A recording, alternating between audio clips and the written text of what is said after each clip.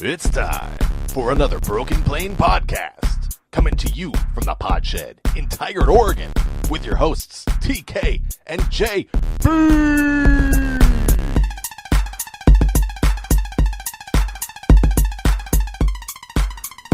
Welcome to the Broken Plane podcast, season 2, episode 16. No longer the off season, The preseason. the preseason. I'm JB. I'm TK. Here we are. Can you believe it? I'm so excited. As we speak, right now, the Chicago Bears are Hopefully losing. I assume they're losing big to the Ravens. I watched the first half. It was 10-7 Baltimore. Nice, good way to start. So How did Jumpin' Joe Flacco look? he was really comfortable on the sidelines over there. They didn't even start him. No, he is not playing. Oh wow. Okay. All right. My guess, I haven't really looked into it yet. My guess is he plays maybe the first quarter, first series of the fourth game. Okay. All right. That's it. Been hearing a lot of stuff about him coming out of training camp. Like he's Yeah. actually looking good this year. He's got a fire lit under him. It's really super interesting that all it took was, a first-round quarterback drafted to get him excited about playing football Right. again. Not only that, but Robert Griffin Jr. is no slouch from what I saw in the first half. Really? He still looks like he's got a little something in him. All right. I'd be happy to have him as the backup if Lamar Jackson had gone somewhere else. That's a good point. I liked RG3. I really liked what he did when he was with Washington, except Yeah. for the knee gave out and Right. and the He was injury issue. He was scrambling a lot because apparently the backups for the offensive line on Baltimore are not very good. So he had plenty of opportunities to scramble around. Yeah, fantastic. Should we jump right in with Twitter Fan of the Week? Yeah. Who do you got? This week we have no sound effects because I didn't turn that on. Oh no, that's okay. We don't need sound effects. I'll just be the only one clapping. We'll both clap and cheer. Twitter Fan of the Week. King in the North at Realist Kingdom. Woo! Yes! Woo! King in the North. He is a member of the Fantasy Football League, the Great Big Broken Plane Fantasy Football League. Nice. Our Fantasy Football League. It's coming soon. We're 1 month away, less than a month away from the draft. Oh, geez, that's right. You got to get prepared. I'm not. Oh, my goodness. I didn't even think about that. You're right. It's Yeah. the 1st? It's the first. September 1st. Wow. Okay. All right. Coming up quick. Okay. King in the North. I don't know his real name. He's the King in the North. I was reading his Twitter feed. He seems like a pretty locked-on guy. He's a Rams fan. Yeah. There's no accounting for taste. I mean, but, besides that, he seems fine. Yeah. Yeah. I think he's becoming a little bit of a Chiefs fan, too, because he says he is a self-proclaimed Sammy Watkins truther. And he was giving some tweets about the Chiefs off-season videos that they were posting on Twitter, and he seems like he was impressed not only by Sammy, but by Tyreek a little bit, too. Okay. All right. So he may have another team in the AFC. And that's fine. That's not cheating, right? You can Exactly. I'm fine with that. you can have a team in both conferences. You Yeah. just can't mix in the conference. Right. And definitely don't go 2 division teams as your favorites. No, you can't do that. Anyway, King of the North. King of the Twitter North. Fan of the Week. Congratulations. Thanks for joining the Great Big Broken Plane Fantasy Football League. You the man. woo! All right. Speaking of the Great Big Broken Plane Fantasy Football League, we're holding a fantasy football league this year called the Great Big Broken Plane Fantasy Football League. JB and I are co-managing a team. We have 7 other managers so far. We're looking for at least 4 more. We're trying to get to 12. We will open the league up to 14 if you are around. We will be giving out some sort of swag to every participant. We haven't decided on what it is yet. We're circling. Yes. Getting close. Let us know if you have suggestions for swag. We'll probably ignore them because you're probably thinking more money than we want to spend. We're also going to be giving away a bigger prize to the winner, whoever can defeat us, probably. Yeah, probably. I would assume so. I'm assuming it will be us and Why? somebody else. Why not us, Yeah. right? That's It's our league. I know how to cheat in our league. Well, If, anyway. if it's our league, is it poor form to win? I think so. Yeah, so let us know. Hit us up on Twitter. Hit us at our email, thebrokenplanepod@gmail.com. You can leave a message on one of our Facebook posts, our great Facebook posts, the Broken Plane NFL podcast. That's right. Yeah, and we'd love to have you. So let us know. You get a prize. You might win a bigger prize or multiple prizes and bragging rights. Nice. All right. So let's we are going to skip quickie news this week because we've got two 2 divisions to Too cover. much. 8 teams. 8 teams to try to run through. And we're going to try to keep it to a reasonable length so that none of you have to be here for 3 hours. Yeah. This week, we're going to go over the South Division. So the AFC, the NFC South, and we should just start with the NFC South. Let's jump right in. Carolina Panthers. Carolina. So what do you got to say about the Carolina Panthers? Last year, 11-5. They made the playoffs. That's right. And didn't go far, and that's fine. How do you want to do this? We're going to talk about the team and the coaching staff, and then we're going to give projections? Yeah, we're going to say what we think they'll do. And we have gone through, and we have chosen the winner for every game this season already, so we've got our records, just like we did last year. Such a bad idea. Well, it's not like we did last year, because last year I just picked numbers out of the air. I did it the way we did it last year, but you just gave everybody, so your totals didn't add up. But this year they do. They do. Yeah. It's hard. Yeah. Okay. Anyway, coaching staff. Coaching staff. Riverboat Ron, our head coach, still there. Uh-huh. Then we got a new offensive coordinator, but an old offensive coordinator.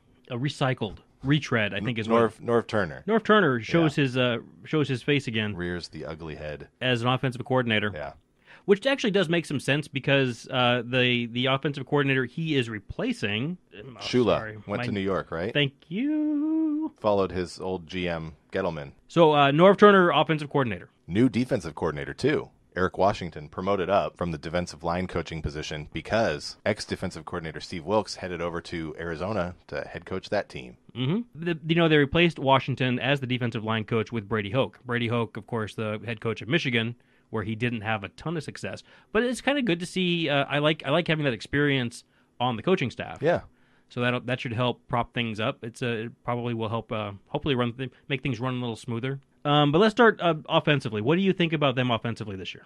You know what? I don't know how much I really like that offense. Norv Turner came in, talked about how he wants to pump up Cam Newton's completion percentage, like 6 percentage points or something. I mean, that's probably a minimum that you want out of Cam because he's never had that great of a completion percentage. Yeah, it's never really been his thing, throwing into windows.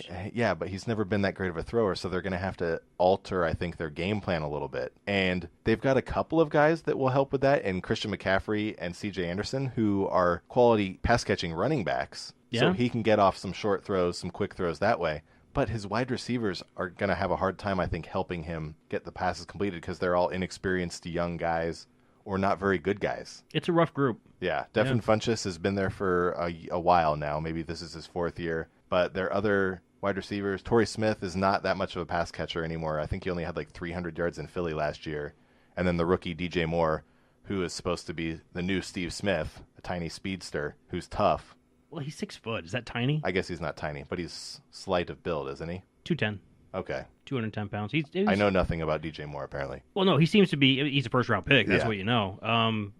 They need help in the group, and it sounds like they got an athlete, which that should be good. They got Maryland, an athlete. He did well. They added Smith, the veteran, but it's not the most confidence-inspiring bunch that you've ever seen. And then Greg Olson, who, I mean, people talk about being good, but he's getting old. He did not have a good year last year because he got hurt and just could never bounce back from that. And they don't have much else in the tight end core as far as pass catching goes. So the offense is looking scary, and I don't know how much I like their offensive line either. Norwell left for free agency. He went to Jacksonville. Right. Ryan Khalil has stated that this will be his final year. So the center, this is his last year, his swan song. Darrell Williams ranked 3rd among offensive tackles by Pro Football Focus. But Darrell Williams tore his MCL this year, like a couple days ago. And so he was one of their top. I mean, him and Norwell, I think, were their best offensive linemen last year. They're both gone now. The Khalil brothers, well, I think one of them, I can't remember which one. One of them was decent, and the other one was not that great. Ryan Khalil, the center, is good. Yeah. Matt Khalil was good when he was with Minnesota, but since he's been with Panthers, he's suffered through injuries. Yeah. So, it's been an area of concern. Yeah, and then they've got Trey Turner also, who was on the right side with Darrell Williams, but now he's going to be alone. It could be rough. That could be rough. Yeah. Yeah.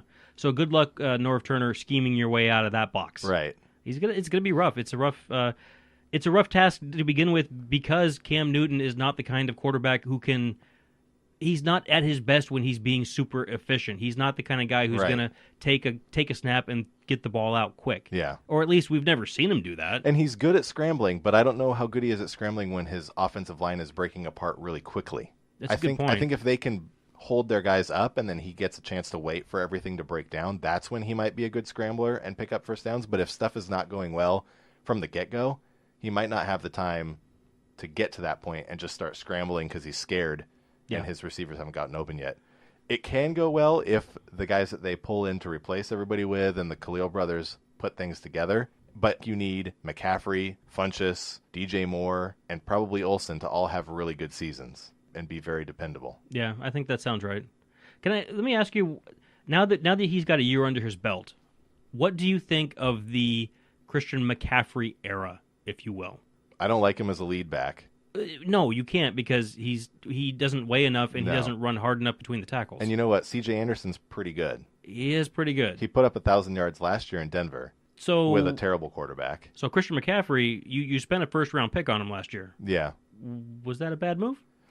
We talked about that last year and questioning buying somebody like him so early. It's looking like, I mean, they came out and said they want to give him 25 to 30 touches a game. If you can. I mean, does that mean you throw the ball to him 15 times? Yeah. Because that's a lot of times to throw to him. You're not going to hand it off to him 15 times. You don't want to give it to him. Yeah, I know. Especially not with CJ. So I don't know what's going to happen here. It's going to be interesting to watch Carolina. I mean, don't get me wrong. I would like to get him the ball 25 times. He's a playmaker. Yeah. He's a good player. But I still don't understand. Can he stand up to that level of beating and pounding that he might be? Defensively, it's a better scene defensively for the Panthers. Yes. That's their strength. That's been their strength. And it starts on the defensive line with old man Julius Peppers. Still, right. This is his 14th year, 15th year. I don't know. It's up there. He's been here forever, I think. He's still playing. He's still contributing. Yeah. Between Peppers and Addison, they racked up 22 sacks last year. Right, 13 for Peppers. That's pretty fantastic. But you know what I found? Browsing on Pro Football Focus today, our friends that don't know we're friends. He may have had 13 sacks, but he only had 31 quarterback pressures. Oh, really? So more than a third of his pressures were sacks. So he's not getting to the quarterback consistently. But when he did, he got to the quarterback. So maybe that sack number is a little inflated then. It could be. There's not much depth on the defensive line. Yeah. That's the downside. So you've got Dontari Poe, who came over from the Falcons. Yeah, I like that. He's a rotational guy. And then you've got Short. Kawan Short. Yep. And then really not a lot else. And it's interesting because during our research, this was one of the really few teams that doesn't rotate defensive linemen. Mm-hmm. That's a really common thing to do now, is to have teams go through 6, 7, 8 guys in the course of a game. Keep everybody fresh, everybody healthy. And the Panthers, again, like 20 years ago, they're content to play their starters. That's what they want to do. So intentionally, they just want to play those 4 guys. Or they're going to have to put in very subpar talent. This year they will, because they don't often, have quality depth at that position. Linebacking is a strength. That's what I've got written down. Yeah, I like that. Does that sound... Luke Kuechly. Kuechly. In your words. Luke. Kuechly. Yeah. A year later, I'm still butchering that name. Kuechly. Perennial All-Pro. He's coming off a torn labrum. So if he can stay on the field, I think that the Panthers are going to be okay. Yeah. They're going to lose Thomas Davis for the first 4 games. PED suspension. Thank goodness for PED suspension. Oh, good grief. So many guys. Shaq Thompson's going to step in for him, and Thompson's a pretty versatile guy, so that should be probably fine. Yeah. They have good depth with Mayo, Jacobs, and Norris. All those guys have played.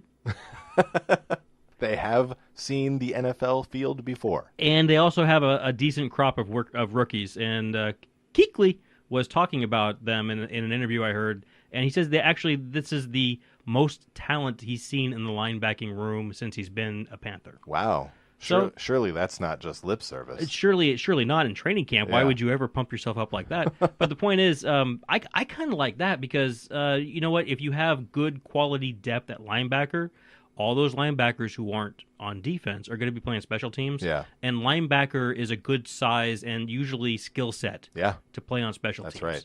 So that could bode well for special teams for the Panthers. Right. Moving backwards, though, the secondary, that's their weakness on defense. James Bradbury is not very good. They're going to be probably starting their rookie second-rounder Dante Jackson. And they picked up Ross Cockrell from the Giants, who had a pretty decent season last year, but he broke his leg a couple days ago. Yeah. So now he's gone, and they lose their nickel corner, their slot corner, whatever you want him to be. So that's tough. not good. Yeah, that injury sounded bad too, because apparently it was a broken leg, tibia, fibia, and apparently you could hear it echo across the field. They had an article. The write up I saw said that the other players on the field in the secondary, we're all a little shook up. Oh. And I can only imagine. That's not cool. I've never been in that situation. I don't ever want to be in that situation. Yeah, knock on wood. Just ugh. Yikes. Yeah. So he had the wobbly leg syndrome, and it like you said, not the most depth in that group to begin with. Yeah. So we'll see. Not really sold on the Panthers this year. So we're going to get to our projections now. Well, I'll go first. Okay. I have Carolina at 7-9. Ooh, optimistic of you. I've got them at 4-12. Ooh. Yeah, and I don't have them streaking anywhere. I have them pretty consistently horrible. No, Carolina is going to be bad this year. All right. And I'm perfectly content with that. And I have them average. Tampa Bay is next on the list. Tampa Bay. Head coach, Dirk Cutter. Tampa Bay was 5-11 last year. Okay. Todd Monken returning as the offensive coordinator. Mike Smith returning as a defensive coordinator. No change on the coaching staff for the Buccaneers for some reason. And did you know that Jason Licht, the GM, just signed a 1-year extension? Right. Why? When I don't understand. I read a quick blurb about them doing that just so he doesn't have to worry about being fired mid-season. Basically, he can earn his job if they do well this year is what it's amounting to. Really? Yeah. Okay. I was trying to find out when Cutter was signed through, and I thought maybe they were trying to make it so that those two terms matched. I think that's what it was too, a little bit of that. So they can start over if this year doesn't go as planned. Well, this year and next year, because I mean, he signed through 2019. Oh, through 2019. Yeah. Okay. And it seems like that's a long time to wait. Interesting. If I want to fire you, which I might, because let's face it now. Let's just jump right in. Jameis Winston's going to miss the first 3 games. Right. Because he's an idiot. We're not going to talk about why. That's been well covered. Suffice it to say, he made bad choices. Yes. And now he's going to be bad decisions. And now he's going to miss 3 games. Yeah. So right out of the gate, you're host. The good news is I don't think they were going to win those games even if he played. Maybe yes, maybe no. At New Orleans, and then Philly and Pittsburgh come to town. I didn't have them winning those games even. You could make a stretch that maybe they play tough against Pittsburgh. I mean, you could make an argument that they win one of them. Maybe not which one, but yeah. Yeah, you could. I think they lose to Philly, but I wasn't going to give them 3 wins or 1 win to start the first 3, even with him playing. So once I heard that, I was like, well, that you can't really say anything's changing except for the score differential. Yeah. I don't know. I mean, I know we give Fitzpatrick a hard time, and I know you think he's the curse of the NFL backup quarterback world. Oh, yeah. In as much as any team he's on where he starts as a backup, the starter gets hurt. Yeah. So Winston will probably still get hurt this year. And miss 3 games from a suspension, and then come back and play Chicago and get hurt, and then the bye week, and then Fitzpatrick for a while. Yeah. Right. Okay. All right. Heard it here first. Even if Jameis Winston was playing, he regressed last year. His first 2 years, he had a quarterback rating of 60.5. Last year was 50.3. So that's really bad. So even if he was starting, he still has a lot to prove. Really, for sure. This is the year. He and Mariota both. We're going to talk about Mariota in a little bit. Yeah. But both of those guys, this is the year. The teams need to fish or cut bait because the rookie contracts are starting to come due. Yep. So we'll see what happens. Running backs, Doug Martin's left. Doug Martin's gone. And Jacquizz Rodgers still there. Go Beavs. Go Beavs, but I don't think he's very good. I don't think he's the kind of back you want. He's not quite cut out for the NFL game, I guess. Yeah, but they did draft Ronald Jones. Right. 2nd-round pick out of USC. And he looked like a horse at USC. He's looking like he'll be the guy there. If he's got any NFL talent, he'll run away with that show pretty quickly. Because Quiz isn't doing it. Peyton Barber and Charles Sims have been there for 3 or 4 years now, and they haven't ever been able to break out and become the guy for Tampa Bay either. So could be maybe some hope there. Wide receivers, Mike Evans, right, one of the best in the league. Yep. Deshaun Jackson, decent player. We thought he was a decent player, not last year. Could have a bounce back year. Do you think he will? I think he might. I'm not going to count him out. Here's what I'm not sure, and the reason why is that I can't put my finger on why he didn't have success last year. I mean, does that make sense? I don't know what he didn't do to make himself have a good year last year. Was he not getting the touches? Was he not being targeted? It sounds like there was a little bit of a chemistry issue. I don't know. I don't know how much of an issue that is. People talk about chemistry between the quarterback and the wide receiver all the time. Mm. So if they weren't able to develop that could have something to do with it. Could, I suppose. He was targeted 90 times. So, I mean, that's a lot. So, I don't know. He caught 50, so it's more than half. He caught more than half of the targets. Yeah. He only had 668 yards, only had 3 touchdowns. I don't know. Adam Humphries really had the same year Deshaun Jackson did, but in the slot. Yeah. So, and then Chris Godwin, too. A lot of Tampa Bay fans like those two guys. They're excited about their third and fourth receivers. You know, as a Seahawks fan, I've had that happen to me before, and that's not a great place to be. Yeah. When your third and fourth receivers are the ones you like. Yeah. Well, I mean, I'm sure they both like Evans and Jackson, but I see a lot of not cautious, exuberant optimism about those two.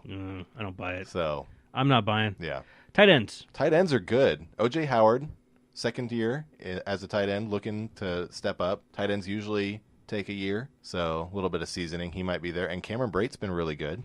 He has been. In fact, you know what? If you just take the position, those two guys at the position, you wind up with 72 catches for about 1,000 yards and 12 touchdowns. That's pretty good. That's a year, man. That's a Pro Bowl year. That's Travis Kelce and Rob Gronkowski. So for the position, they're doing great. Yeah. I don't think they need to do anything. Just keep on keeping on. Yeah. With that group. How about the offensive line? They picked up Ryan Jensen from the Ravens. He was solid last year. That allows them to move Ali Marpet back to left guard, which is what he prefers to play. He had to play center last year. DeMar Dotson, getting old, coming off a knee injury, but he's talented, so we'll look for him to rebound, kind of like Marpet. What else? I don't know. They got rid of Sweezy, who played some games for them last year. He was hurt for most of last year. That just didn't work out. They gave him a big contract, and then he got hurt, and nothing worked out. He never really panned out for him. Yeah. I've got Donovan Smith. Last year was the first year where he didn't allow 50-plus pressures. Oh, congratulations. So I guess that's good. Only 49 last year. Although, 50 seems like a lot to not allow, but I guess that's good. Alex Kappa out of Humboldt State. He might come in and be able to play tackle eventually. They're going to start him off as guard. All right. And maybe teach him center. And then, maybe he'll be versatile. Who knows? So they might have some talent at some of the positions. Yeah, it doesn't really inspire you, does it? Yeah. I don't think it's projected to be one of the worst offensive lines. We'll put it that way. Okay, that's a start. When Jameis gets back, he should have some protection. Okay, all right. Defense. What do you think? Now this is a fun group, the defensive line. I love this defensive line. This is pretty fantastic. Or this defensive unit. The D line starts off with McCoy. Right, Gerald McCoy. And then they bring in Pierre Paul from the Giants, that's a great pickup. They brought in Vinny Curry from the Eagles, which is another great pickup. Yep. Bo Allen from the Eagles, Mitch Unrein, and then they draft Vita Vea out of Washington. I love all of these guys. I love all these guys too. Yeah, I'm actually really excited to watch the defensive line group. Not really the rest of the defense, just the defensive line group. Although I was sad to see... I like their linebackers. They didn't perform super great last year for where they were thinking they were going to be going. Quan Alexander had a great 2016. I think he broke 100 tackles. And then last year, everything fell apart. He was missing tackles all over the place and just think he might have been injured a little bit too. Okay. Then Levante David's the other one. He played a lot better, but not quite where they were hoping he would go. So if those two can put it together, they've got the front. It might not matter that their secondary is complete trash. And their secondary is pretty bad. Yeah. The best player out of that group is Brent Grimes. Who's like 35. And he's in a head case. Yeah. But, there's no sure thing in the group. So they could really... that could be tough. 3 of the first 5 draft picks were targeted to the secondary. Wow. So they were trying... I mean, they were taking some flyers on guys. They got M.J. Stewart out of North Carolina, Carlton Davis out of Auburn, and Jordan Whitehead out of Pittsburgh. So they did bring in, maybe one of those guys will pan out. And they've got youth on the rest of their secondary. Vernon Hargreaves was a first-round pick in 2016, and Justin Evans at safety was a second-round pick last year. Although you would think that, those are the kind of guys you would have expected to maybe step in. Come right in and play well. You would hope. So either somebody turns a magical corner, or those two guys are not where they were supposed to be drafted. Or it'll be a long year for the Tampa Bay Buccaneers. Yeah. I think it's going to be a long year for the Tampa Bay Buccaneers. Right. Did you want to do projections? Of course. I've got them going 4-12. Oh my! That's what I have too. Hey, look at that! Nice. Who do you have their wins as? I think now this is going to be interesting. I think they beat Pittsburgh. Oh, okay. Because it's at home. Yeah. Because it's at home. And I'm not as high on Pittsburgh as a lot of people appear to be. I don't understand why people think Pittsburgh. Because they've been good for so long. Whatever. I've got them beating Cleveland at home. Okay.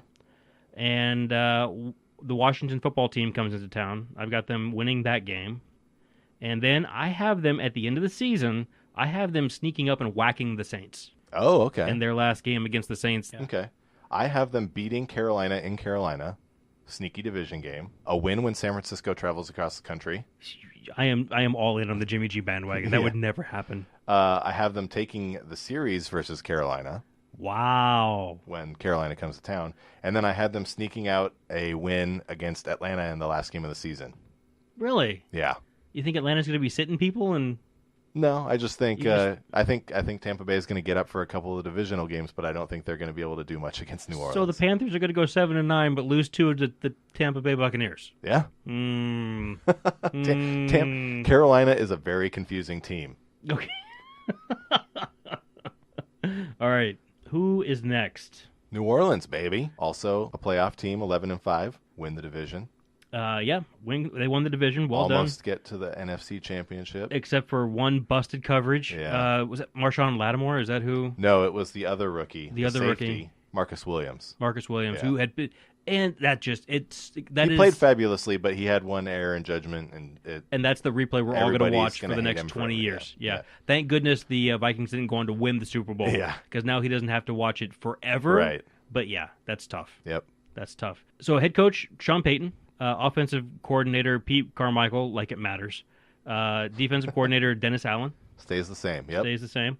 You know what? Pete Carmichael has been the offensive coordinator in New Orleans for the last 12 years. He came in at the beginning. And I wouldn't have been able to name him 2 days ago before I wrote that down. Yeah. Had no idea who their offensive coordinator was. That's an amazing stat. Yeah. Well, Sean Payton does all the play calling. Exactly. The Saints just kill me. Because every year I think they're going to be really good because their offense should be stacked. Right. Every year their Loaded. offense should be stacked.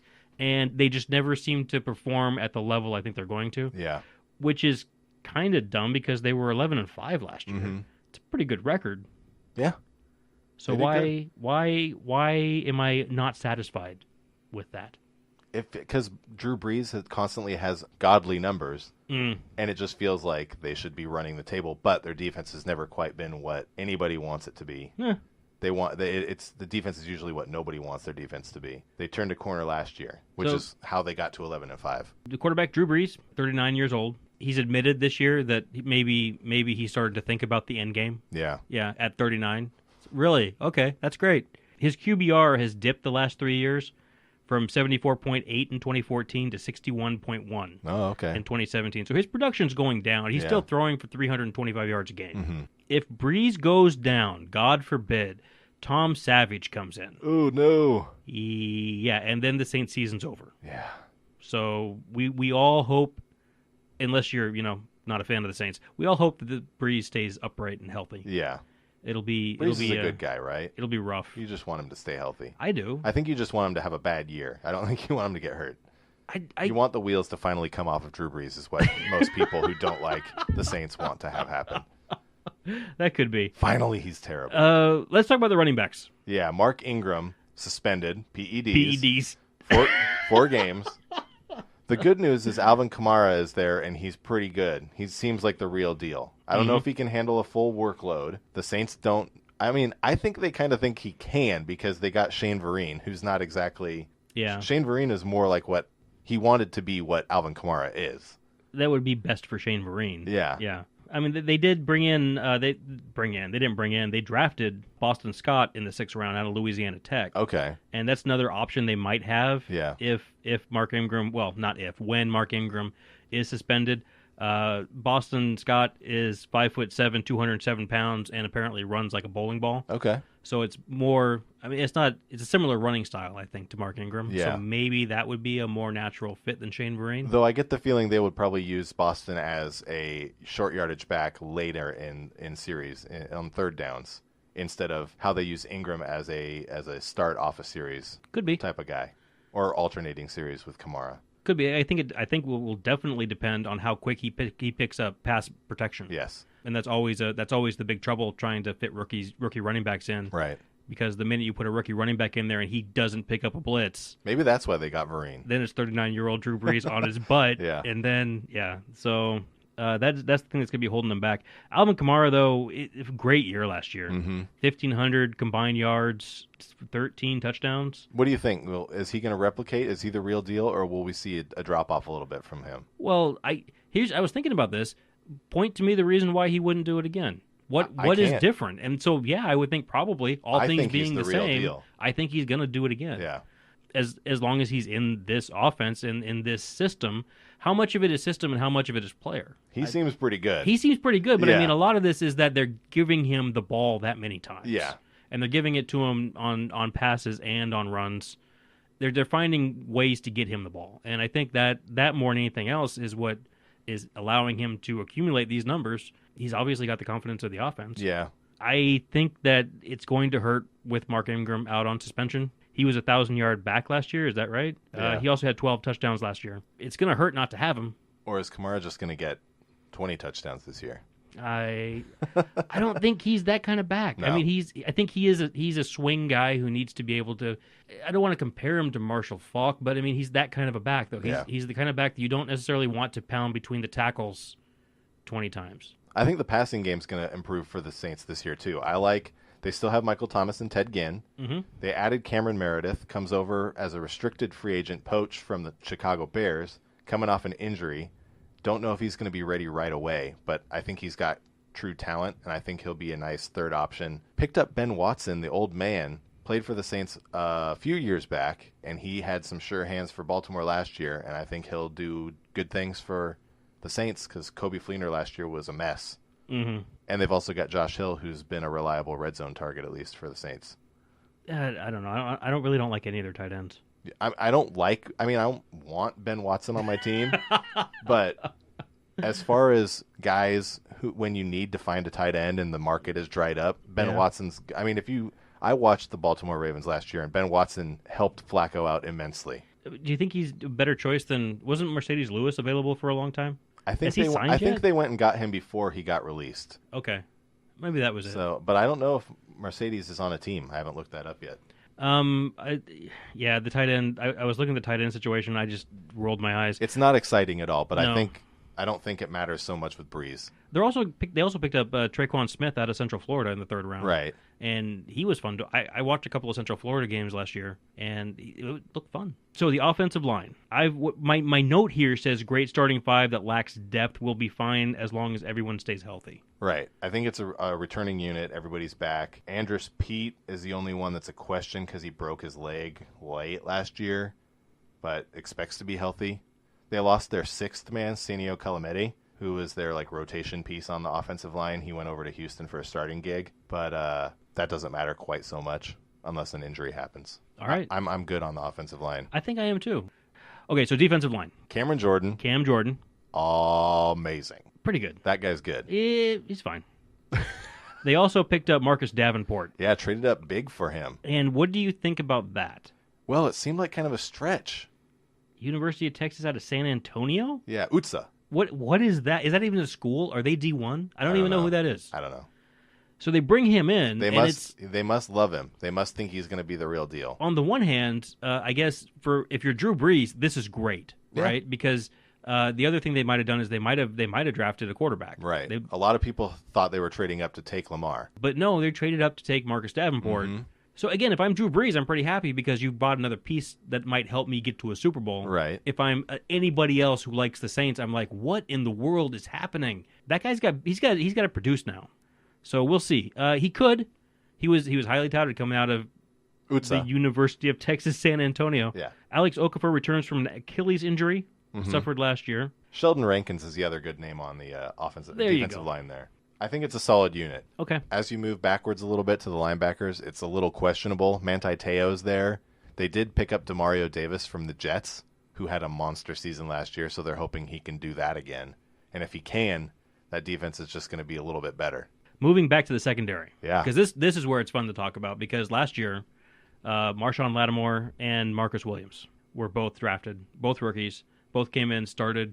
Had some low points, but for the most part were pretty outstanding players. Yeah, they turned a subpar group into the 8th overall DB group, according to Pro Football Focus. So, where do you think the Saints are going to wind up this year? 14-2. I love the Saints this year. Really? Yeah. You were drinking the New Orleans Kool-Aid. Yeah. 11-5. That's the best I can give them. That's still good. I am always on them to do well, and they always disappoint me. And it feels to me like 11-5 could be high.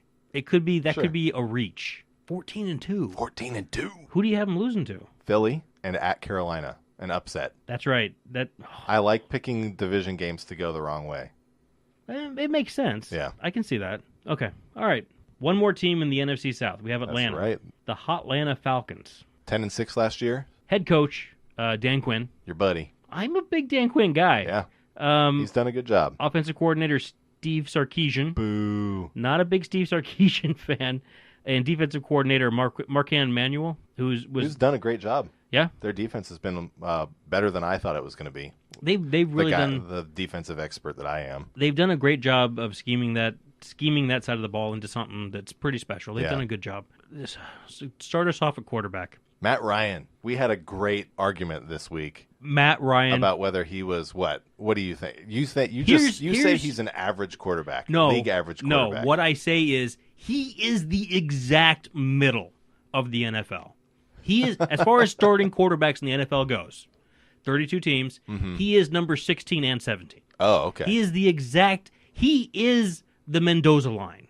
He is that guy who is right. I mean, are you a good quarterback or a bad quarterback? Well, how do you compare against Matt Ryan? Let me ask you this. Well, here's how I compare against Matt Ryan. Yes. He's thrown for 4,000 yards at least the last 6 seasons. Garbage. That's pretty good. Not a lot of guys can do that. Average. Utterly average. So do you see the talent he's got around him? I see Julio Jones. Roddy White. Yeah, I saw Roddy White. I don't see him anymore. Well, no. Now he's got. Who else does he have? He played Mohamed with Sanu. Tony Gonzalez was there when he got into the league. He played with Mohamed Sanu, who is nothing to sneeze at. He's got. He had Steven Jackson. He's got Devontae Freeman and Tevin Coleman right now. He's had good pieces. He's had a lot of good pieces. Yeah. He's also had some offensive coaches who have done pretty good by him. Yeah. Kyle Shanahan was there. He did well under him. He did really well under Kyle Shanahan. They made it to the Super Bowl that year, as a matter of fact. And he had one of the best seasons in recent history, really. Utterly average is what I'm saying. I feel like you could not find 15 quarterbacks better than him, that you would choose over him. I think I could find 15. I believe I could. I don't know. That's for another show. Okay. Suffice it to say that the Atlanta Falcons have their franchise quarterback. For whatever, good or bad, Matt Ryan is their guy. They're very happy with him. So let's move on. Okay. Running backs, Devontae Freeman, who was great last year, 1,000 yards combined. Tevin Coleman, also pretty good year, almost 1,000 yards combined. Receivers, Julio Jones. Contract issue has been resolved in a weird way, but he gets $2.3 million more this year, something like that. 2.9. 2.9. Yeah, and they moved some of that money from 2019 to 2018, and then they're going to try to renegotiate again in 2019. Sounds fun. So he seems to be happy, I guess. Yeah. Mohamed Sanu, quality second back or second receiver. Yep. They did pick up Calvin Ridley. Nice ad. Which is a really good addition. Yeah. People are projecting him like as an Antonio Brown guy, which I think is. If it's right, well done. I mean, people always do that. He could have a terrible season. I'm pretty convinced that Steve Sarkisian's going to ruin him, but whatever. Austin Hooper seems to be fine at tight end. I love that guy. Yeah. Offensive line? Good offensive line there. They added Brandon Fusco. I don't even know if he's going to be a starter. I think he is, but they already have a right guard as well, so there may be a little bit of a competition there. I'm not even sure. What I did was I looked at the offensive line as more of a group, and it was interesting to me that they were ranked second overall according to PFF, allowing 148 quarterback pressures. So the second fewest. Yeah, and that's they were sixth overall combined, but it seems watching them play last year and trying to think of them as the sixth best in the NFL seems weird because I don't remember them being very good. Although when you look at the running numbers that Freeman and it has something to do obviously for them with just allowing Matt Ryan to stay clean. But and Freeman, it's up to him to find the open receiver at that point. Freeman and Coleman both were able to put up pretty good yards running. Yeah. So again, I don't understand. They have all the tools they need on offense to do really amazing things. They could be a lot of fun to watch. I think that what's going to happen is I really do believe Steve Sarkisian's going to hold them back. I think another coordinator could do a better job with his group. and it's disappointing to me that we're going to have to watch them being coached by, I don't, how do you say it, a subpar offensive coordinator. Really, the only thing that changed from their amazing 2016 to 2017 on the offensive side was Kyle Shanahan leaving. Yeah. And Steve Sarkisian coming in, and the offense took a huge nosedive. And suffice it to say, maybe Matt Ryan just had a stellar year, and a little bit of regression was to be expected, but maybe not. There was a lot of regression. It wasn't just a little bit. I mean, he was, in the year that they went to the Super Bowl, he was at a quarterback rating up over 70. It was like 79, right. And then he plummeted to 61. It was dropping off a cliff, and some of that was the offensive coordinator. I'm sure some of it may have just been regressing to the mean. Yeah. Defensive line, yes. Yeah, defensive side of the ball. Vic Beasley, Grady James, Takaris McKinley are all there. They lose Adrian Claiborne. He heads out to New England, but Tack McKinley is looking to step in. He was a rookie last year. They're hoping he'll be able to basically take a hold of Claiborne's snaps and just kind of run things. It looks like a pretty talented group, and the good thing about this group is you don't need to have one guy because you rotate. This is a Dan Quinn football team, and that's what he does. He rotates in 8 or 9 guys that go to see playing time on Sunday. They lost Dontari Poe too, so there's another rotational piece. They'll have to replace that with somebody who may not be quite as reliable, but they could do it. Linebackers. Deion Jones made it to his first Pro Bowl. Devondre Campbell. They have a solid linebacker group. It's the starters are fine. There's not a lot of depth, but if the starters stay healthy, that should be. It's nothing to worry about yet. And then they've got a great secondary. Desmond Trufant and Robert Alford as the starting cornerbacks are great. They picked up Isaiah Oliver in the second round. He can play as a nickel. Maybe he even takes over as a regular starter. Safeties Keanu Neal and Ricardo Allen are both great. And Brian Poole played slot corner for him last year. Wasn't great at all. So maybe that's why I'm thinking Isaiah Oliver gets a chance to slide in there and improve them even more. Because that's their only weakness, really, in the passing game. They have a lot of talent in the secondary group. Yeah. And one of the things that was interesting to me was I was listening to an interview with Dan Quinn, and he was talking about the kickoff changes that they're making this year. Yeah. And how they're not going to be – there's no wedge blocking allowed anymore on kickoffs. And so there's really going to be a premium on guys who can make tackles in the open field. Because of this new rule change, that's going to be where you need to make plays. And who better than a safety as far as, an athlete that seems to be a really good size and speed combination to be able to make that kind of play in the open field. So to have, an abundance of talent in that group seems like a really good thing for special teams play. So for sure, maybe that'll show through there. Yeah, that's that. What do you have them for finishing this year? I have them finishing at 11-5. One game of improvement, huh? I think so. They're stacked offensively. They're stacked. I don't understand how they could do less than 11-5. I just don't understand. They've got all kinds of talent. If they don't do well, it's because Matt Ryan is an average quarterback and Steve Sarkisian is putting his thumb in all of our eyes. Exactly. That's what's happening. I wanted them higher than I ended up with them as, but since I went through all the other divisions before I did the South divisions, I had basically all of their games decided before I got to them. I have them at 9-7.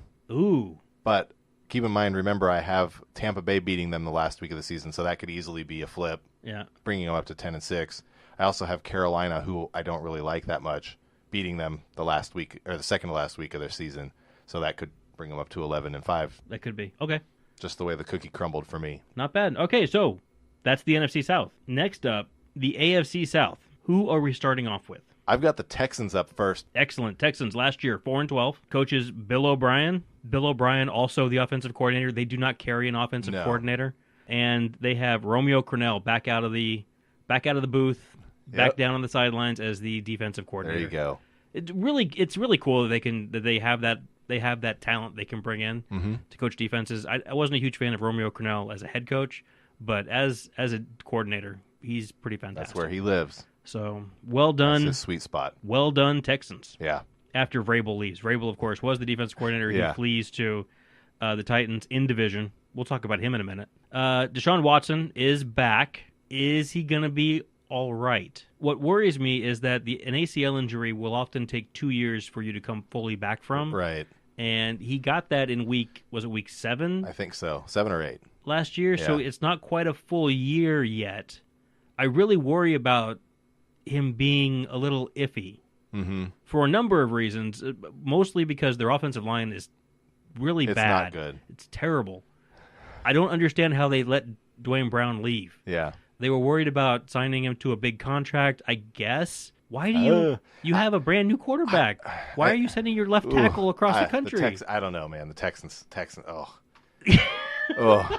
I mean, I love Deshaun Watson and DeAndre Hopkins is amazing. Yeah. But outside of that, on the offensive side, it's just scary bad. Yeah, it's really, there's not a lot here. You know who they have backing up Deshaun Watson? It's not quite as bad as last year with Tom Savage and whoever the other white guy was. Oh, it's pretty bad, though. But Brandon Whedon, who I thought was a coach last year. I don't understand what's going on. And then Joe Webb, a Buffalo cast-off. That's never good. Don't get hurt, Deshaun. It's going to be a long year. You're not going to get 4 wins if he goes down. And the thing that everyone should be worried about is that, like I said, the offensive line is really bad. Yeah. So he's going to need to be mobile to be able to stay alive. Right. And coming off the injury, I don't know that he will be. That worries me a lot. Yeah. So running back Dante Foreman, if he comes back from the Achilles injury, if he doesn't, Lamar Miller's still there. Neither one of them is useful in the passing game. Yeah. Neither one of them is great in the running game. I don't have a lot of faith in either one of them. Wide receivers would be the strength of the offense, I think. Yep, DeAndre does it no matter who's throwing it to him. Yep. That dude's incredible. Bruce Ellington and Will Fuller are both great.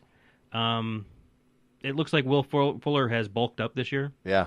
So hopefully he stays on the field a little bit more. He was getting dinged. Yeah, he looks like a good player when he's out there, but got to stay out there first.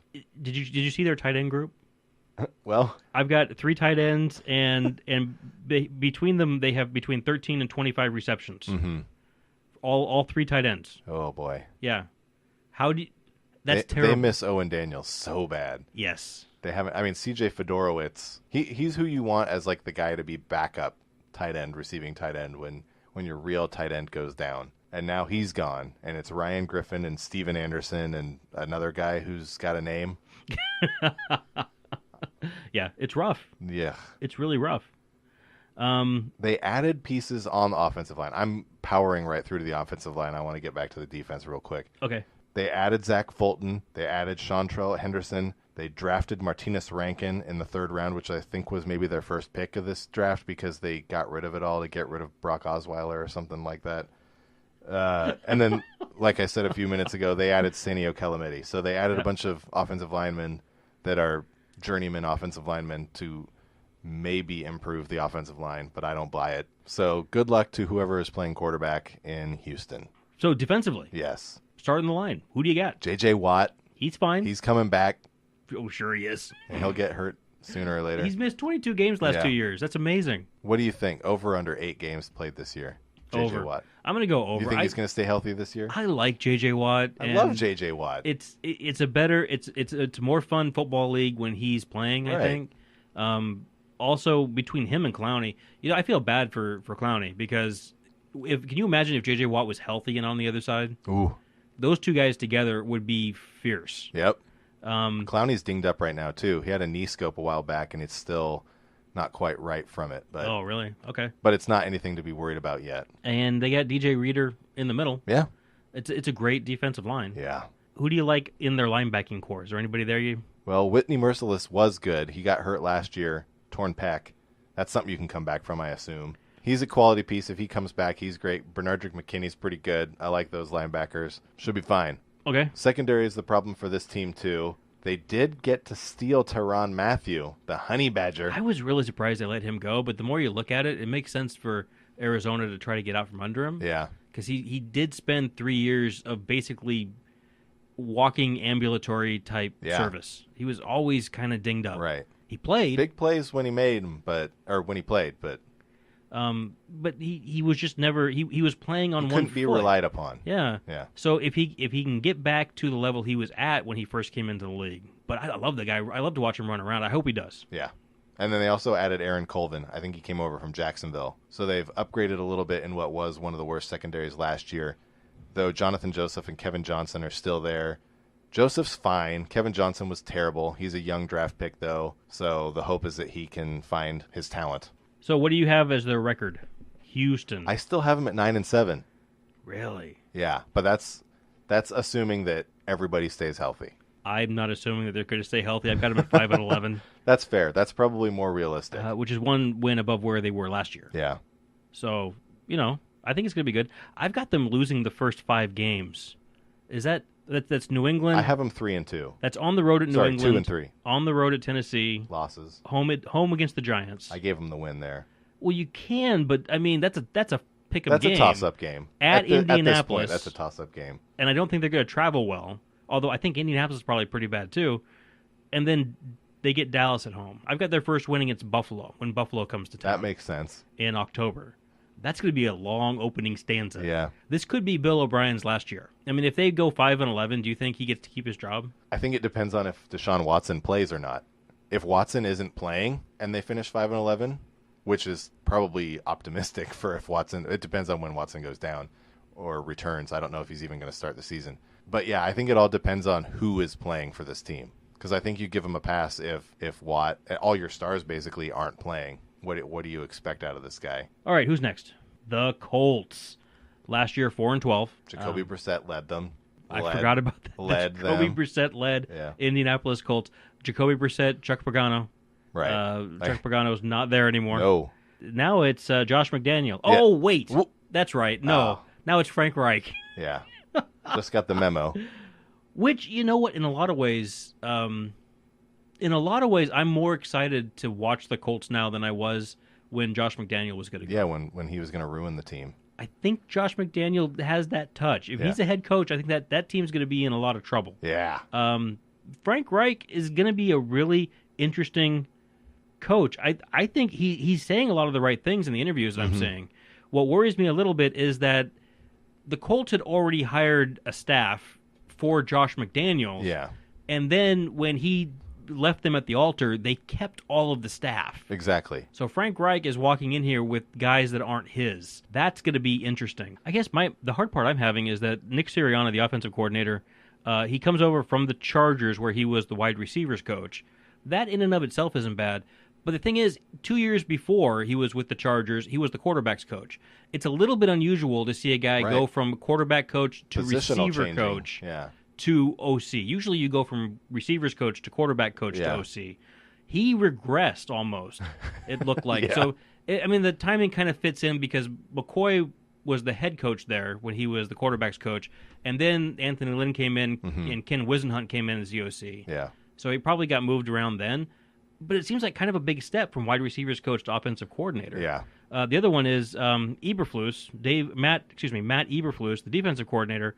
He comes over from Dallas, where he's linebackers coach and passing game coordinator. So again, this is a guy that there's a lot of guys who are being promoted to jobs they haven't had before. Yes, that's what worries me about Indianapolis is none of these guys have done what they're doing all at the same time. Yeah. 3 guys who are doing things that they've never done before. Like usually when you have a rookie head coach, you've got experienced guys underneath him that are kind of showing him like, hey, we're going to help you out here. Yeah. You don't have to do this all on your own. Or if you've got a first-year coordinator, he's got a head coach who's got more experience who can kind of maybe coach him up a little bit, mentor him a little bit. He's been with that coach, and he's just been promoted because he lost his offensive coordinator. Or you only have one guy who's brand new. Yes. But to have all 3, this has disaster written over it, which is really too bad because I kind of like the Colts' talent. Yeah.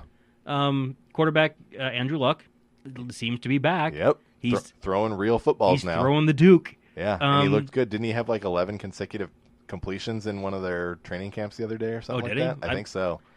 It's funny to me because reporters are asking him about his shoulder and how it feels, and he says, "Well, it's kind of sore, as it would be after you've been throwing the ball all day long." Yeah. But it seems like a lot's being made of that. Brissett's still there.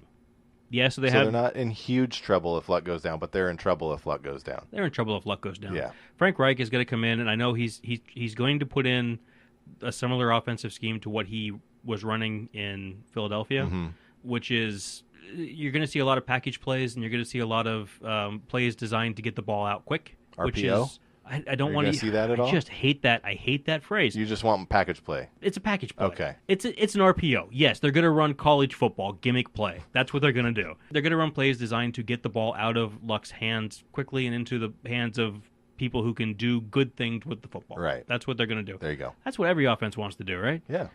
So Frank Gore's gone. Marlon Mack? Yep, he's the still new there? lead. He's the new lead dog. Okay, Robert, all right. Robert Turbin's there, but another 4-game PED suspension. Okay. Opens the door for rookie Nyheim Hines out of North Carolina State. People are loving this guy. Say he might even take the job from Mack, who's only had 3 games to try and solidify himself or something. So we could see it. We could see a nice committee here, and I like both of these guys. Granted, Mack has very little experience and Hines has none. Well, again, if they're going to run those kinds of offensive concepts, then being able to pick up a blitz becomes less important. Yeah. If you're going to do quick hits, then it doesn't really matter if you're running have back. To get in the way of the guy real quick. All you have to do is buy him a second so he can throw the ball. That's it. So you certainly could see Hines. It might make sense for him to start at some point this year. It looks like stylistically he's a better fit than Mack. So we'll see. T.Y. Hilton's still there, looking great. Chester Rogers, second-year guy. High hopes for him, but who knows? Could be nothing. Ryan Grant comes over after Baltimore decided no, gets a 1-year deal instead. Maybe do something as a third receiver. Who knows? And then they've got a couple of tight ends. Jack Doyle, decent. Eric, E-Drops, Ebron. You know what? Between those two guys, they've got 1,000 yards and 8 touchdowns. Yeah. So, I mean, it's between those two guys, it's pretty good. One pretty good tight end. Offensive line. Another historically bad offensive line. But they drafted the best offensive lineman ever. Maybe. Quentin Nelson, coming in number 6 from Notre Dame. Yep. He's a guard. He's not the tackle that everybody wants. But maybe it doesn't matter. Maybe he's so good, it doesn't matter. Does it matter? The thing that bugs me about Quentin Nelson is he looks like the real deal. And the great thing about drafting any offensive lineman is that if they are the real deal, you don't have to worry about that spot for 10 years. Yeah. You just lock him up, fire and forget. The thing that bugs me about Quentin Nelson, though, is everything I read about him, oh, he's nasty. He's nasty. It's like, come on. He's a skilled football player, and of course, he wants to dominate the guy across from him, as I would hope every single football player would want to do. But Quentin Nelson is a nasty football player. Well, we'll see how that goes because he's going up against NFL-sized players now instead of college-sized players like he would. Because he's an NFL-sized player who was going up against a lot of college-sized players. He's going to be just fine. Yeah, he'll be fine, but I don't think he's.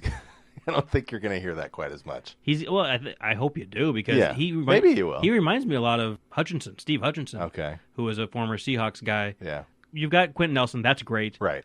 They also drafted another guard, Braden Smith. So they've actually got 2 brand spanking new interior linemen. That's great. It could be because, like you said, they were pretty bad last year. Yeah. So they needed help, and this might be the help they need. Yeah. Anthony Costanzo's still there. He was pretty good last year. Ryan Kelly's a former first-round pick. They hope, as we've been saying multiple times over and over again with high draft picks. Maybe we'll finally see the value they wanted out of him. They picked up Matt Slauson, who's a veteran, came over from the Chargers. Mm-hmm. And it's a good thing they got him because Jack Mewhort, who was their high draft pick 4 years ago, has unexpectedly retired. The offensive line is looking pretty good. Pretty serviceable. I'm thinking it's going to keep Luck healthy. I think I kind of agree. Hopes, yeah. I kind of agree, yeah. Defensively. Not good. They're moving. They're talking about switching to a 4-3 base defense. Transitioning from a 3-4 to a 4-3 is usually easier than going the other way around. Okay, that's been what I've seen in my experience. Like I've done that before. There's nobody on the defense who is going to make me. There's one guy that you should know. Who's that? Jabal Shurd. Nope. Who's that? No, I'm just saying you should. I'm telling you, you should know this guy's name. Now you do. Yes. And that's all there is to it. Who is he? He's a pass rusher. Okay. He's good. He only had 5 sacks last year, but he's talented. So watch for him. If they injected a little bit more talent onto that line, maybe he'll be able to do a little bit more work and become even more of a household name. Okay. Outside of that, they drafted Darius Leonard as a linebacker in the 2nd round. Maybe he'll be a playmaker. Can you name a defensive playmaker on the Colts? I cannot. Can you name a Colts linebacker? No. Okay, so maybe Darius Leonard will be that guy. It could be. Their secondary is in shambles. The Colts are going to have to outscore people if they want to win games. They've done that previously because their defense has been not good for a while since Dwight Freeney left. Do you think they can? Do you think this group offensively can do that? I like this offensive group. I think with the improvements on the offensive line, with Andrew Luck coming back, T.Y. Hilton's still a beast. Don't know much about Chester Rogers and Ryan Grant. I mean, I know who Ryan Grant is. He seemed decent. Andrew Luck is probably a better quarterback than Kirk Cousins was, so I could see Grant doing good things. I like Jack Doyle. I have faith that Eric Ebron can become a good player, and I like Nyheim Hines and Marlon Mack. Okay. So I like the offense enough. I think they can get back to their winning ways when Luck was carrying the team to 11-5 year in and year out. I would very much like to see what Frank Reich is going to do. I really want them to do some kind of a documentary, some kind of an all or nothing for the Colts this year. Because Indy would have been a great Hard Knocks, too. I mean, Cleveland's a great pick, but I think Indy would have been just as fun. Because I think there's going to be a lot of dysfunction. Anytime you've got a lot of guys learning new things, there's always some kind of, I wonder if one of the no-nos for Hard Knocks, a team being chosen as new head coach or something like that, and that's maybe why they weren't part of the drawing for it. I didn't even think about that. That's a pretty good point. That's that's tough. Can you imagine being a first-time head coach? Right. Oh, by the way, here's a camera going to follow you in the bathroom today. And watch you be bad at what you're Why doing. is Doing this all happening? sorts of things wrong. Yeah. What do you got them at this year? I've got them at 5-11. I think it's going to be rough. Yeah. I don't think they're going to get a lot of help defensively. It's going to be a rough transition for Luck. I think it's going to be tough for him this year. So we'll see. Interesting. Are you ready for this? Yeah. 11-5. Oh my goodness gracious! How do they get to 11-5? Okay, I'll name off my wins, and then you name off your losses. I've got them beating Cincinnati in Week 1. They beat Houston in Week 4. The Jets and Buffalo. 4 wins. And then they beat Miami, and they end up losing 5 straight to finish up. Wow. Yeah. Well, look who they go up against the last part of the season. That's a murderer's row. I guess. It depends on what your opinion is of the NFC East. It's really not that bad. You're right. I've got them losing to Jacksonville, Houston, and that certainly could go either way. Dallas, they play Dallas at home, the Giants at home. I've got them losing both those games. Oh, okay. And then they go on the road to finish up at Tennessee. I have them losing at Philly Week 3. Okay. I have them losing at New England. I have them losing at Oakland. I have them losing at Houston. And I have them losing at Tennessee. I've got them losing all those games too. Yeah. I figured. I think it's gonna be rough. 11-5 gets it done though. Do you have them as division champs? No. I guess so. We'll find out. Yeah. Okay. All right. 11-5. Jeez. This is probably my worst predicted division, and it's probably going to be completely wrong. Was it the last division you did? It was. Okay. Yeah. Well, it's tough because after you've done all the rest of them, and then you look and you're like, it's almost filled out for you at that point. Basically, except for the 6 games in division. Yeah. And so it's like, ugh. 5 games, yeah. 6. Yeah, I had it right. Come on now. Next up. Jayville, top defense, one of the top offenses. Do we have to do Jacksonville? One of the best teams in the league. Okay. Nearly Super Bowl. Who was it? Was it Boyer who was saying they were going to be undefeated this year? I hadn't heard anything about that. Oh my gosh! I forget if it was Ramsey or Boyer, one of their cornerbacks. I was going to say the mouthy one, but they're both mouthy. Yeah. Both those guys are fantastic. Jacksonville was 10-6 last year. Yeah. And a couple of plays away from the Super Bowl. Mm-hmm. Amazing that team would get to that position. I'm stunned. It caught everybody off guard. Yeah. Everybody. Shut up, Jacksonville fan. You had no idea. Even Blake Bortles' mom didn't think they were going to go that far. Yeah. That's amazing. Head coach Doug Marrone. I take back every bad thing I've ever said about Doug Marrone. I was calling him Doug Moron last year. Yeah. I remember this. Doug Marrone, 18-11 in the regular season now. Nathaniel Hackett's back as offensive coordinator. Todd Wash back as defensive coordinator. Yep. I'm giving all credit to the OC and the DC. Hackett put together the perfect offense for Blake Bortles. Clearly. Yeah, because watching the Jaguars' offense is so hard because Blake Bortles is just not a great quarterback. Yeah. You want to talk seriously about the Mendoza line for football? It really is Blake Bortles. Yeah. Because he is a completely average quarterback, which is why when the Jaguars chose to extend him for 3 years and $50 million, you were like, yeah, that's the right amount of money. They need to pay him about $17-18 million a year. That's what he deserves based on how he's playing. He's not a break-the-bank guy, and he shouldn't get break-the-bank numbers. Now, the bad news is you got to put up with Blake Bortles. Yeah. And he's going to throw the ball wherever he throws the ball, and you're going to have to live with that. You also get a guy who's a pretty decent runner. Yeah, right? that's true. And you get a guy who's tough in the pocket. I give Blake Bortles as much grief as anybody, but he's a tough kid. Yeah. Well, he's big enough. He better be tough. That's a good point. He is good-sized. Not the best decision-maker in the world, not the most gifted quarterback in the world, but seems to be just fine for what they're doing. Running back, Leonard Fournette, the real deal. Yeah, looks that way. He's just a bald-headed monster. That guy is awesome to Yeah. watch. It's fun to watch power backs like that. Unfortunately, they don't last long, so Yeah. I don't know. I always get a little nervous watching him. Is this going to be his last good game? Is this going to be his last good game? I think it's going to disappear just at the beginning of a season. I don't think it's going to be like all of a sudden mid-season he's going to be. But, in a couple of years, 5 years down the road, he's going to be a first-round draft pick in fantasy, and it's just going to blow up in everybody's face. After his rookie contract. It'll be like the first year after his rookie contract. Something like that. But until then, he's a lot of... I had a great time watching him last year. Yep.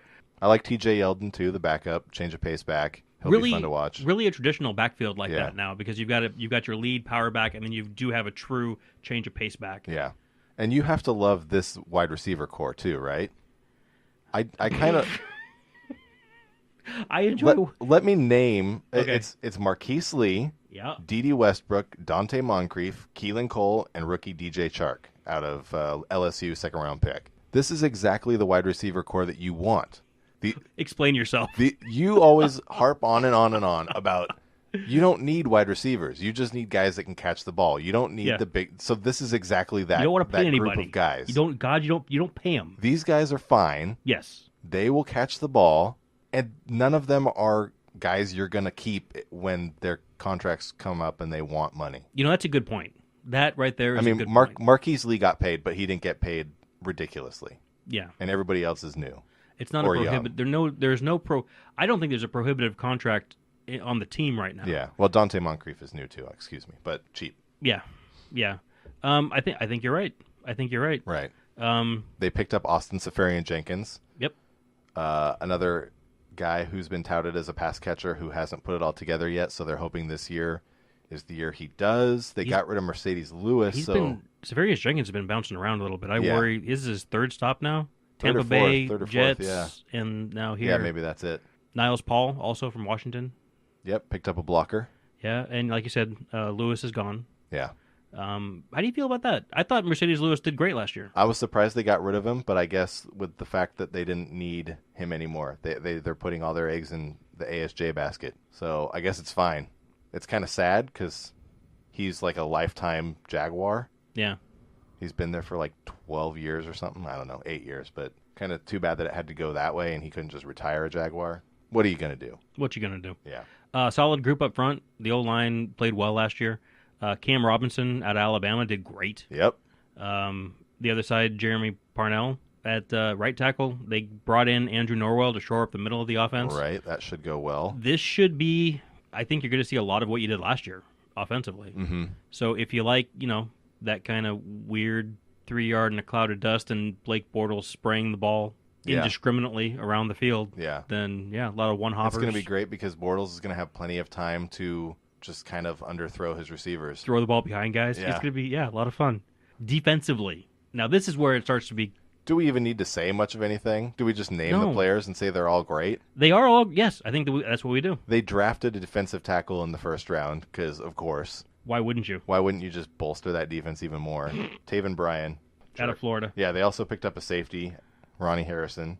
I think it was a second or third round pick. Third round out of Alabama. Because DJ Chark was their second round pick, yeah. Yep. Defensive line is amazing. A bunch of beasts. Calais Campbell, Yannick Ngakoue, Malik Jackson, Marcel Darius. Linebackers, Miles Jack and Telvin Smith, still great. It worries me a little bit that they're looking to move Miles Jack from strong side to the middle. Are they going to move him around a little bit? They tried to do that last year. Remember, That's they were right. going We to try talked to, about that, yeah. and then they didn't because he just couldn't make that transition. Yeah, so they're giving him another shot in the preseason to see if he can figure it out. Yeah, Puzzlesny is gone. He's gone. That's right. So they have to put somebody in there. Yeah. So we're gonna find out. Let's talk about the secondary. Jalen Ramsey, monster. Yeah, he's fine. Yeah. AJ Boy. He's pretty good. Great. Tayshaun Gibson. All right. Pretty good. And Barry Church. Yeah. All those guys seem really good. Yeah. Yeah. So not much to worry about on the defensive side. No. That being said, JB, they only won 10 games last year. Yeah. I have them at 9-7 this year. Why? Because I hate Blake Bortles. That's a good reason. I couldn't do it. I've got him at 12-4. So that's probably where they should be. Yeah. But I was being a jerk. Unfair. Yeah. You're being unfair to I was being biased. to Blake Bortles. Yeah. The one thing that I do appreciate about Blake Bortles is that he is, like I said, he's getting paid what he's worth. Yeah. So he's not a quarterback he's not taking up cap room, which is good. I've got them losing to Kansas City, to Dallas, Tennessee, and Philadelphia. Okay. I have them losing to New England, at Kansas City, Philadelphia, at Indianapolis again, because I love Indy. Wow. At Tennessee, and the last game of the season at Houston. Oh my goodness gracious. I don't think those are ridiculous games to choose them to be losing. Houston at the end of the year? I love Deshaun Watson. He's going to be dead by then. How can you? Wow. I am assuming that these guys stay healthy. That's what I play. Okay. I went under the assumption that the guys that are there will be there. I took a look at that offensive line and said, nope. Week 6, the wheels come off.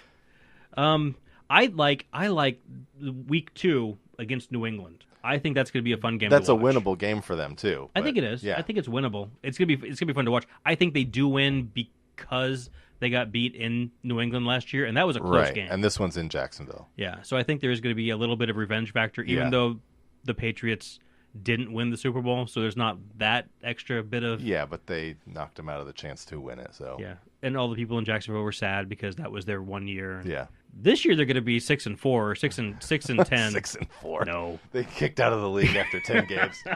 12-4, that's what I got them going at. Okay. Next up... Tennessee Titans. Yeah. Tennessee Titans. Last year they were a perfectly ordinary 9-7. Man, did not see that coming. Yeah. I think we both had them at 12 wins last year. I thought they would improve a little bit more. Yeah. They actually regressed. They did worse. Right. Turns out Mike Mularkey's not a very good coach or schemer. You know what? He's not. First of all, that's right. He's not.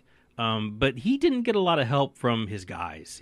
There was an injury bug in the wide receiver room. Yeah. It was tough last year.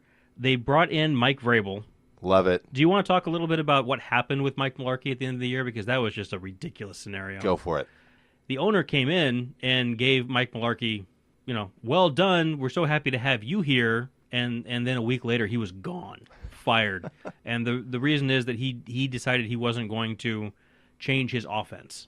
They asked him to change his offense That's right. They wanted him to get rid of Terry Robisky. Yeah. Yeah, the offensive coordinator. And he said no. Yeah. And he was dropped. They dropped him like he's hot. Yeah. And I think that was the right decision. Upgrade because they brought in Vrabel. Yeah. I think Vrabel is ready for a head coaching job in the NFL. I'm a big Vrabel guy. Well, and they upgraded their offensive coordinator sufficiently too. I think they brought in Matt LaFleur from the Rams. I think he's the quarterback whisperer. Now, here's the thing. Matt LaFleur, he was OC with the Rams, which basically means he held the clipboard for Sean McVay. Yeah. Right? Because Sean McVay was the OC for that team. But he also helped out Jared Goff. The year before that, he was in Atlanta with Yeah. Kyle Shanahan in Atlanta's Super Bowl year. When Matt Ryan had a great year. He was a quarterback's coach for Matt Ryan. Yeah. So, yeah, he went from Matt Ryan, who had a career year, to Jared Goff, who had a career year. So if LaFleur was the reason, then the Titans are in business. This is exactly where they want to be. And he's going to install the kind of offense that the ownership group wanted, which is more of an outside zone run type of offense. They're going to be more package plays. Yeah. It's they're leaping into the teens, the 20 teens, I guess. I don't know how else to say that. It could be great for Mariota. It could be great for the offense if everyone can stay healthy. Exactly. And we'll see what happens. Your friend Dean Pease is the defensive coordinator. I don't have too much to worry about here because Vrabel is a defensive guy. I mean, I'm not exactly sure what Pease is going to be doing in this scenario because I feel like Vrabel is going to be handling the defense for the most part. You don't think Pease is going to be calling defensive plays to be signaling in? I don't know. I'm curious to see what happens. I don't want him calling plays because he kind of called some bad plays for Baltimore last year. Were they bad plays, or were they just the same play I think over and over again? It was just like vanilla defensive calling. That could be. So that could be. I like Vrabel a lot more there. Dean Pease is one of those guys who's been in the NFL for years. He's got a 25-year coaching pedigree, and you would expect anybody who's been doing the job that long, I would expect them to be better at it. Yeah. Or have better results. Look, here's my conspiracy theory. They also brought on Pease's son, who never had any NFL experience before. He's on the staff now. I forget where. He's some positional coach. I think Pease only did this to get his son into the NFL game. You know what? If he did, good on him. Because they approached him and asked him, and he had just retired and said he was done. And I think he was like, well, you know what? Let's bring Johnny needs a head start. Junior Pease in. Junior Pease. Yeah. Baby Pease. So that's the only reason. That's awesome. All right. He said, I don't have to do anything, right? Mike's going to call the defensive plays. That seems right. Yes, Dean, that's correct. Lazy bum. Anyway, that's funny. Mariota's quarterback. I have confidence that he will bounce back. He had a great year 2 years ago, bracketed by 2 average years.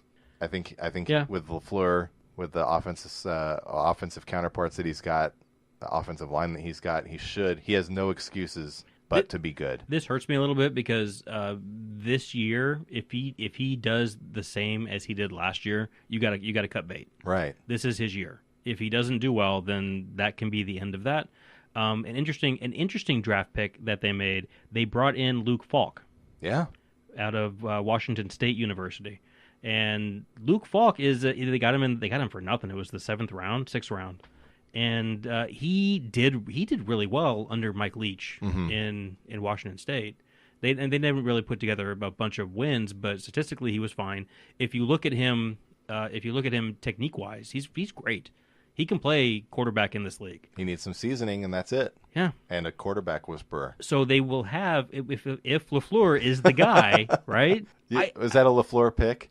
You know what? I can see them hedging their bets. Right. Because I can see them looking at Falk and saying, that's an NFL quarterback. That's who I want to coach. Maybe that's not, maybe he's not, the next starting whatever, but that's a guy who can play in the NFL. Yeah. He's like Jeff Garcia. He's fine. He's nothing. You're not going to be thrilled about it, but he's not going to lose you many games. Yeah. He's not going to win you a ton of games, but he's not going to lose you. Games. Yeah, there you go. And you spend a 6th-round pick on him, and I think he could. He's going to start off there, and if you coach him up, he's the next Kirk Cousins. There you go. He's a guy who you can have success with. Yeah.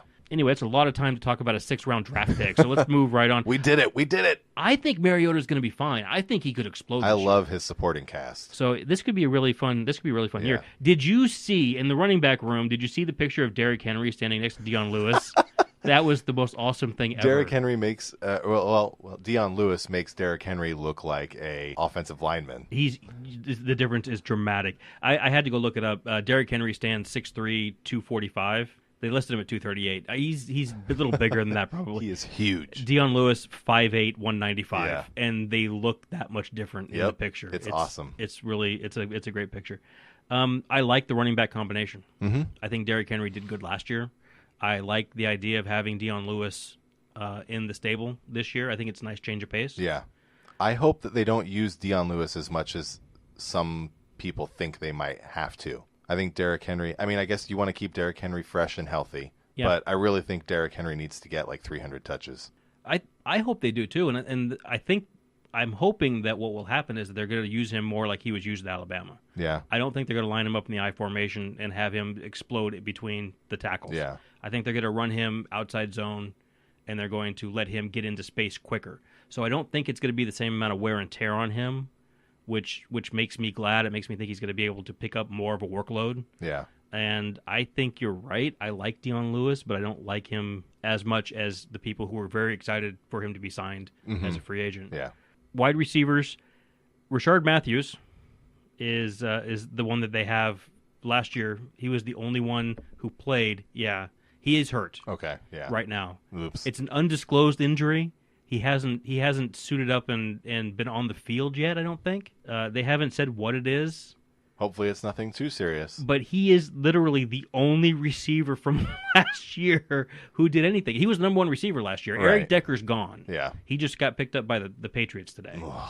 Why? Corey Davis was hurt last year. He played in 11 games. Yeah, first-round pick. Yep. Tawan Taylor? Yeah, third-round pick, second-round pick. Second or third. Yeah. But he didn't see a lot of playing time. No. And then Sharp he was drafted in 2016. He had a stress fracture that kept him out the whole year. Wow. All of 2017 he was out. Tajay Sharp? Yes, Tajay Sharp. Yeah. And so there's talent there Yeah. that could... It needs to all come together again. It Or does. Not again. Not but again, for the first time. I mean, again, as in how many times we've said that about these teams. Yeah. There's some pieces here that could be interesting. You're expecting Corey Davis and Tawan Taylor to be good. And they need to be for this team to be successful. Delaney Walker at tight end, you can rely on him. He's been great for a long time, quietly great. Yeah, he had 807 yards last year. Yeah. Which was he led the team in receptions. There you go. Of course, like I said, they didn't really have anybody else. Yeah. He was all they had offensively. Yeah. And I think that was part of the reason why Mariota didn't do as well as he did in year 2. Mm-hmm. What do you think about the offensive line? I love their offensive line. Their tackles, Taylor Lewan and Jack Conklin, are both outstanding. I think you can rely on them as long as they don't get hurt, which one of them did. Conklin tore his ACL in the playoffs last year, expecting him to be back, but who knows? Yeah, that's the only downside. Tough one. Their the inside of their offensive line, their guards and tackle and their guards and center are fine. When you combine them with those two tackles, it forms a great wall. I think it's solid altogether. So if Conklin comes back, everything will be fine because this unit's been together for the last 2 years now. So this will be their third year. They all know each other. They're comfortable. They know how to get out and block and where everybody's going. Solid. On the defensive line, this is interesting for me because I was reading who they have on the defensive line. I didn't recognize any of those names. Yeah. One of them made it to the Pro Bowl last year. I didn't recognize any of the names. Quietly good. They got Jarrell Casey on the defensive front, Daquan Jones. They picked up Benny Logan, Harold Landry, who we're kind of talking about as like a defensive lineman / linebacker. He's going to pass rusher on the edge. I love Landry. I talked about him in the 2 weeks ago. Solid group of guys. Benny Logan's like a true nose tackle run stopper, so that's good. That's a good thing for them to have because their other guys are good pass rushers. They also have on the edge veterans Brian Arakpo and Derek Morgan, who are there to pick up the slack for a little while and kind of hopefully bring Harold Landry into the fold and make him the player that Tennessee wants him to be. It sounds good. What do you have for their secondary? Secondary, they picked up Malcolm Butler. Do you like that?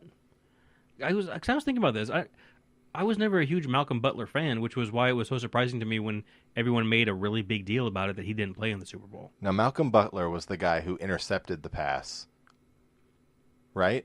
Or no? He didn't play in the Super Bowl. No, sorry, I'm thinking back. He was on the Seahawks. Was he the good? Was he original, or was that Byron Maxwell? Byron right? That's what I'm thinking of. Yeah. Okay, so never mind. Yeah, so Malcolm Butler was on the Patriots and said to be good, but then stuff went south relationship-wise between he and the great hooded one, and he didn't even play in the Super Bowl. Yeah. And some people say that's why they lost. Which I don't understand because looking back at him playing, I don't remember him having that much of an impact. But then they let him go, so now he's in Tennessee. I think he's an upgrade over what they had, so that's good. I don't know. I don't know enough about him to tell anybody what to think. Well, they've got Logan Ryan and Adoree Jackson on the outside. I love Adoree. He had some hiccups as a rookie, but he's an exciting player all around, so I love him. Punt returner. They were the Titans secondary was ranked second overall in passer rating on deep passes. As in they had the lowest. Yeah, they were second the best. Lowest. They were the second best. Yeah. Kevin Byard's he's a great center fielder. Yeah, but where does Malcolm Butler fit in? Are you going to play him on the slot? That seems like the only place. I don't know. Left. I think he's going to be one of the starting outside cornerbacks.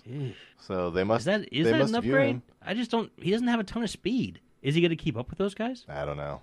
I haven't paid enough attention to that for me to be making comments. They quit seem asking like me questions like this. I apologize. It seems like they went out and intentionally paid this guy money to come in. I'm just like, why? Why would you do it? This is why I'm not a GM. There you go. Bad news on the secondary, though. Jonathan Cyprien, their other safety, tore his ACL earlier this week, so they're going to have to go find somebody or they're probably going to go find somebody. Ugh. Kenny Vaccaro, ex-Saint, is out on the market right now, which is kind of surprising. A lot of people thought he'd get picked up somewhere else once the Saints decided not to bring him back. And Eric Reed, who's got some really? talent, despite I think the only reason he's not playing is because he kneeled. Wow. That's what he says. He's in that grievance with Kaepernick. I'm an Eric Reed fan. So, he hasn't played for 2 years though, or just 1 year. I think just 1 year. So that also, I mean, they could sign him, but I don't know how that works when you're actively suing the league or whatever he's doing. Yeah, it's a good question. I mean, the individual teams that make up the league are separate from the league, so I mean, it's not really a conflict from that point of view. Yeah, I might go sign. I might take a flyer on Reed because I remember him as being pretty good. He might come cheap too.